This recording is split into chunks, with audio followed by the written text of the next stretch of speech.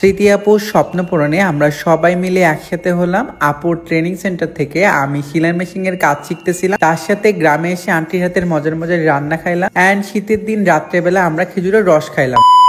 আসসালামু আলাইকুম, সবাই কেমন আছেন? কথাই আছে, স্বপ্ন দেখো বড়, ভাঙতে ভাঙতে নিজেরটা টিকে থাকবে। আমরা ঠিক এমনই একটা স্বপ্ন পূরণের গল্পেতে আজকে আমরা যাচ্ছি, আমরা যাচ্ছি তৃতীয় আপুর ট্রেনিং সেন্টারে উদ্বোধন কাজ। আজকে ডিসেম্বরের 18 তারিখ ছিল। ভিডিওটা আপলোড করতে একটু দেরি হয়ে গেল। আপুর ট্রেনিং সেন্টার উদ্বোধনের জন্য আমরা সবাই রাজশাহী থেকে চলে আসি, আমাদের ফুল টিম রাজশাহী থেকে চলে আসি। আসার পরে আপুর বাসায় এসে রেস্ট নিচ্ছিলাম এন্ড আপুর বাসায় সুন্দর একটা পাখি ছিল, সেটা নিয়ে একটু মজা করতেছিলাম। আসার পরে তো আমাদের অনেক বেশি খিদা লেগে গেছে আর আন্টি আমাদের জন্য মজার মজার রান্না করছে, তাই ভাবলাম আগে আমরা খাওয়া দাওয়া করবো, এরপরে ট্রেনিং সেন্টার ওপেনিং এ যাব।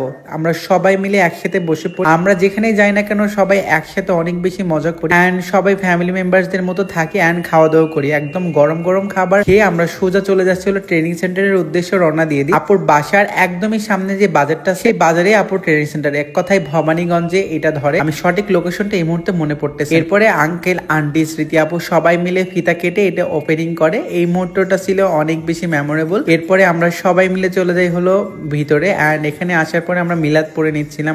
যে কোনো কাজ শুরুর আগে আল্লাহর নাম নিয়ে শুরু করাটা ভালো। আমরা সবাই মিলে মিলাদে অংশগ্রহণ করি এন্ড দোয়া মাহফিল শেষ করে এখন আমরা কেকটা কাটবো। স্মৃতিয়াপুর যে ট্রেনিং সেন্টারের গ্র্যান্ড ওপেনিং, সেটার একটা কেক নিয়ে এসেছি, সেই কেকটা এখন কাটা হবে। সবাই দোয়া করবেন যেন আপুর এই ট্রেনিং সেন্টারটা একটা দিন অনেক বড় হয়ে যায় এন্ড বাংলাদেশে একটা নাম করা ট্রেনিং সেন্টার হয়। এখান থেকে যেন যারা যেসব নারীরা এখনো পিছিয়ে আছে বা যারা টাকার অভাবে ট্রেনিং করতে পারতেছেন না বা সেলাই মেশিনের কাজ শেখার ইচ্ছা আছে, তারা চাইলে কিন্তু এখান থেকে সুন্দর করে ট্রেনিং নিয়ে আপনারা কাজ করতে পারেন এন্ড স্বাবলম্বী হতে পারেন। মানুষ চাইলে কিন্তু সবকিছু সম্ভব। এইরকম ছোট ছোট কাজের মাধ্যমেও আপনি কিন্তু অনেক বড় পর্যায়ে চলে যেতে পারেন। আপনি যে কাজটাই করেন না কেন সেই কাজের প্রতি ভালোবাসা থাকতে হবে এন্ড অনেক বেশি পরিশ্রমী হতে হবে।